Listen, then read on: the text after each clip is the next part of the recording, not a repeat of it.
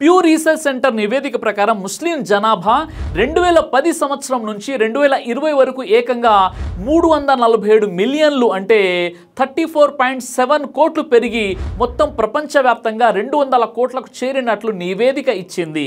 ఈ పెరుగుదల అనేది ప్రపంచంలోని ఇతర మతాలు అన్నింటినీ కలిపి చూసినా ఎక్కువగా వృద్ధి చెందినట్లు అని తెలిపింది. అయితే ఇతర మతాల నుంచి ఇస్లాంలోకి మత మార్పులు మాత్రం ఈ పెరుగుదలకు పెద్దగా దోహదపడలేదని ఆ నివేదిక వెల్లడించింది. ముస్లిం జనాభా ఈ స్థాయిలో పెరిగేందుకు ప్రధాన కారణం అధిక జనన రేటుతో పాటు యువ జనాభాని తేల్చింది. ప్రస్తుతం ఉన్న అంచనాల ప్రకారం 2060 నాటికి ఇస్లాం మతం క్రైస్తవ మతాన్ని దాటేసే అవకాశాలు ఉన్నాయని అంచనా వేసింది. ప్రపంచంలోనే అతిపెద్ద మతంగా ఇప్పటికీ క్రైస్తవ మతం నిలిచింది. అయినప్పటికీ 230 కోట్ల జనాభాతో అతిపెద్ద మతంగా క్రైస్తవం కొనసాగుతున్న జనాభాలో వారి వాటా తగ్గుతూ వస్తుంది.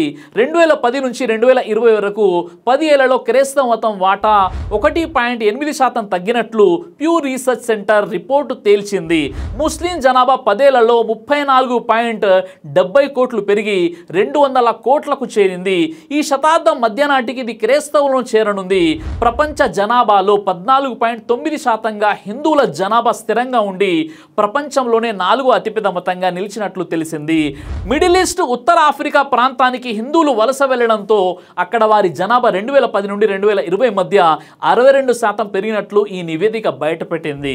దీంతో పాటు ప్రపంచవ్యాప్తంగా ఏ మతాన్ని అనుసరించకుండా ఈ మతాలకు దూరంగా ఉంటున్నటువంటి వారి సంఖ్య కూడా భారీగా పెరిగినట్లు ఆ నివేదిక తేల్చి చెప్పింది. ప్రపంచ జనాభాలో క్రైస్తవం ముస్లిం జనాభా తర్వాత 3వ అతిపెద్ద సమూహంగా ఈ మతపరంగా ఎలాంటి సంబంధం లేని వారు ఉన్నారని తెలిపింది. ప్రస్తుత జనాభాలో వీళ్ళు 24.2% ఉన్నారు. ఈ సందర్భంగా ఒక విషయం చెప్తున్నాను.